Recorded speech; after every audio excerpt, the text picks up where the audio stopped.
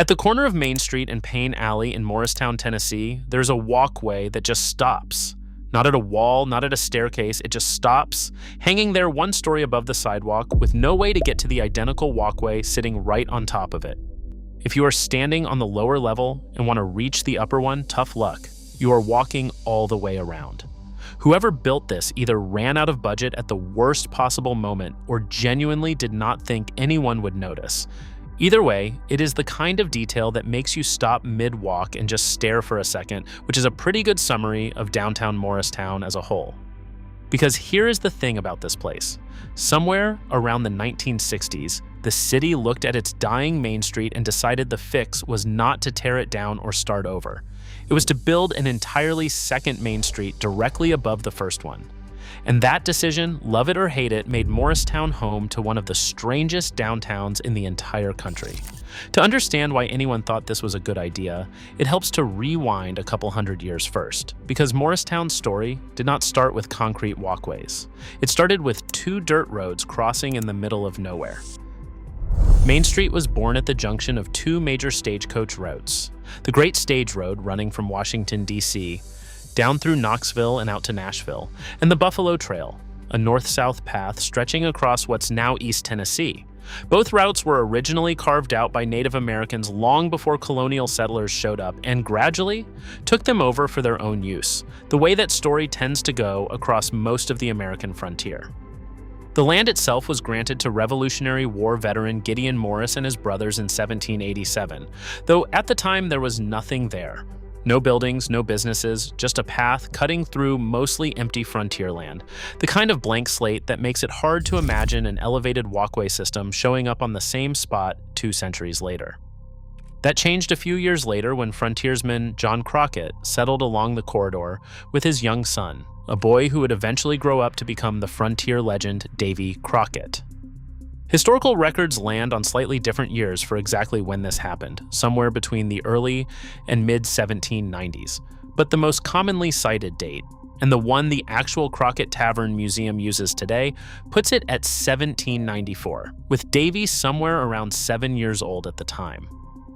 John's log house eventually turned into a tavern serving travelers on the Great Stage Road, and during the Civil War, it took on an even grimmer second life as a hospital and pest house for smallpox patients. Not exactly the glamorous origin story you'd expect for a future American folk hero's childhood home, but that's frontier Tennessee for you.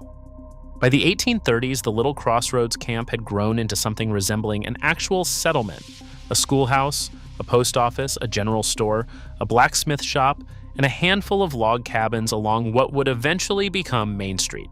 Things picked up in 1858 when the East Tennessee and Virginia Railroad was completed running parallel to downtown.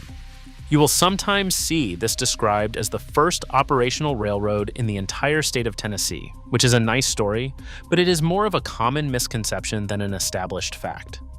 Other East Tennessee lines, like the East Tennessee and Georgia Railroad, were already up and running before this one arrived.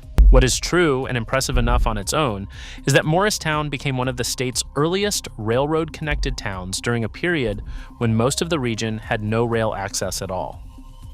Main Street stayed relatively sparse through the Civil War itself, though it did see its fair share of troop movement, including during the Battle of Morristown. It was the post-war decades that really built the place. A genuine construction boom running from the late 1800s into the early 1900s, and most of the historic buildings still standing downtown today trace back to that exact window, roughly the 1880s through the 1930s. Warehouse blocks hug Cumberland Street, the old Buffalo Trail, before the district shifts into a more traditional commercial strip as Main Street runs west toward the Courthouse Square. And mixed into all of it are a surprising number of intact Victorian-era buildings, the kind of detail that is rare for a small East Tennessee town since a lot of Victorian architecture across the region got torn down once the style fell out of fashion in the 1920s and 30s, replaced with whatever cheaper, plainer style was trendy at the time. Seeing this much of it survive in one place, cornices, turrets, decorative brickwork and all, is worth appreciating on its own, before we even get to the weird part. Downtown thrived through the early 1900s. Grocers, drugstores, cobblers, barbers, jewelers, confectioners, meat markets, even a scattering of saloons, Main Street had basically everything a growing town could need. Warehouses and mills kept the local job market humming, and Morristown posted double-digit growth for decades, all the way through the 1960s, an impressive run for a town that started as two dirt roads crossing in the woods. Its identity as a manufacturing and service hub only got more solid after World War II. And then, right on schedule, the car showed up and complicated everything. You knew this part was coming. It wouldn't really be a story about a historic American Main Street if it didn't eventually run into suburbanization, and Morristown was no exception. Car-oriented shopping centers started popping up on the city's west side through the mid-century building boom, and by the 1960s, they were pulling real customers away from downtown, offering exactly the kind of easy parking a narrow 19th century Main Street was never going to provide. But cars alone weren't the whole story here. Downtown Morristown had actually been built up over the low-lying Turkey Creek, and in 1962 that creek flooded, badly damaging a huge stretch of Main Street businesses in one single event, as if the town needed a second problem stacked on top of the first. Faced with flood damage on one side and a brand new suburban mall pulling shoppers away on the other, city leaders had a choice most struggling downtowns never really get. They could let Main Street quietly fade the way so many others across the country did, or they could swing for something bigger. They picked bigger, and this is where Morristown stops being just another small southern railroad town and starts being genuinely one of a kind. Local officials turned to federal urban renewal funding along with private investment to pursue a plan few other towns had really attempted. It's worth pausing on how big a swing that actually was for a town this size. Most struggling downtowns in the 60s either got bulldozed for parking lots or just quietly faded, and Morristown instead decided to reroute a creek and build a second street in the sky. The idea had three specific goals: build a full-length, weatherproof overhead sidewalk running the entire length of Main Street to give pedestrians a covered walking experience at street level, create a brand new second-story street with direct access into reworked upper-floor storefronts, and modernize the whole downtown image enough to actually compete with the mall down the road. As part of the same push, the plan also called for rerouting Turkey Creek out from underneath downtown. And that part of the project did succeed, the creek was moved, and the flooding problem it caused never returned the same way. The elevated sidewalk piece eventually got a name of its own, Skymart, and it's unlike anything else built in American downtown history, before or since. Building owners poured money into upgrading facades and cutting new second-floor entrances into their own storefronts, commonly cited today as somewhere around $16 million adjusted dollars, though you'll occasionally see that figure reported higher depending on the source. The exact public contribution from federal and local government is a little harder to pin down with confidence. Records from a 60-year-old urban renewal grant aren't always tidy, but it covered the concrete deck system itself, which was no small structure. East Tennessee architect Hubert Bebb designed the whole thing, drawing direct inspiration from the Chester Rose, a medieval double-decker arcaded street system in Chester, England, that dates all the way back to the 1300s. What landed in Morristown, though, came out considerably more brutalist, a pier-supported elevated sidewalk stretching the length of Main Street, complete with ramps and staircases connecting the two levels together. To be fair, Morristown isn't the only American city with a strange claim to its downtown. Providence has a skyscraper that's sat completely empty since 2013, with no plan for what comes next. Houston and Dallas both built sprawling tunnel networks underneath their downtowns just so office workers could avoid the summer heat entirely. Cincinnati has an entire abandoned subway system buried under its streets, stations, and all, that never carried a single paying rider. But nearly every one of those is either hidden away underground or standing empty, disconnected from daily life above street level.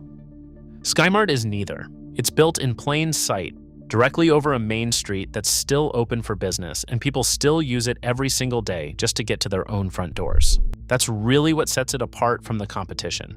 It's not a curiosity tucked out of view. It's a functioning, if slightly absurd, piece of the city's daily routine.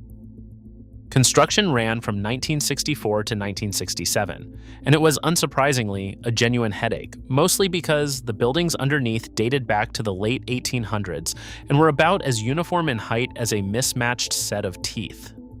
That mismatch is exactly why the walkway at Main Street and Payne Alley ended up stacked with no connection between levels in the first place.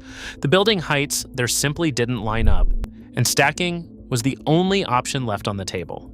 It looks, frankly, a little ridiculous, like someone dropped a chunk of interstate overpass into the middle of a small-town Main Street and left it there. And yet somehow, you can't quite look away from it. Walking the Skymart today gives you a perspective on a downtown that almost nobody else in the country gets to experience. You're eye level with cornices and Victorian brickwork that most visitors would only ever glance up at from the sidewalk below, close enough to see every irregularity baked into a century-old facade, every bit of wear and tear that somehow reads as intentional rather than neglected. Nameplates, date stones, decorative brick patterns, nobody at street level ever really notices. They're all right there at arm's length once you're up top, the kind of detail 100 years of foot traffic below has never really gotten a good look at. There's a real sense of standing exactly where the original bricklayers must have stood while putting these buildings together, minus the hard hat and the actual danger, presumably. It's a strange way to see a small southern town, and also somehow the best possible way to see this particular one.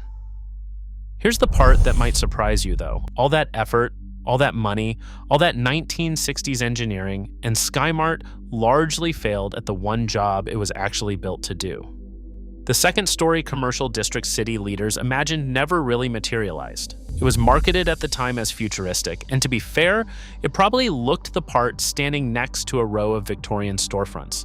But through the 1970s and the 1980s, shoppers simply preferred the big box stores they'd already gotten used to. Size, convenience, and easy car access were what mattered most at the time. Plain and simple, and an elevated sidewalk above a small-town Main Street was never going to offer any of the three the way a mall could, no matter how clever the engineering underneath it was. So today, a lot of those second-floor storefronts sit empty.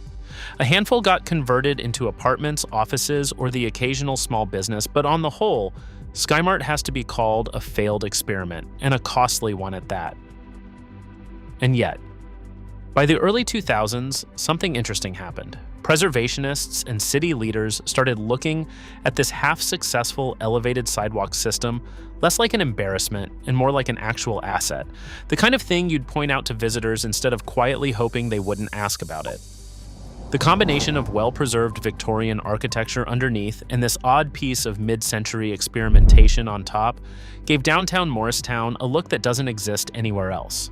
So in March of 2016, the Morristown Main Street Historic District officially landed on the National Register of Historic Places, stacked walkway and all, no asterisks attached. Today, whether that counts as a happy ending is really up to personal taste. But Skymart is fully baked into downtown Morristown's identity at this point. It can't really be torn down anyway, since people still use it to reach their own front doors. It's also, undeniably, something of a fascinating eyesore. Brutalist, a little clunky, unmistakably mid-century, and somehow more interesting because of that rather than in spite of it. So back to that dead-end walkway at Main Street and Payne Alley, the one that just stops in midair and forces anyone up top to walk all the way around to reach the level sitting right above their heads. It isn't a flaw hiding in the middle of an otherwise normal downtown. It's basically the whole story in miniature. An ambitious idea that didn't quite work as planned, built anyway, left standing anyway, and somehow turned into the exact thing that makes this place worth visiting decades later. Morristown never got the thriving second-story shopping district it set out to build back in the 60s.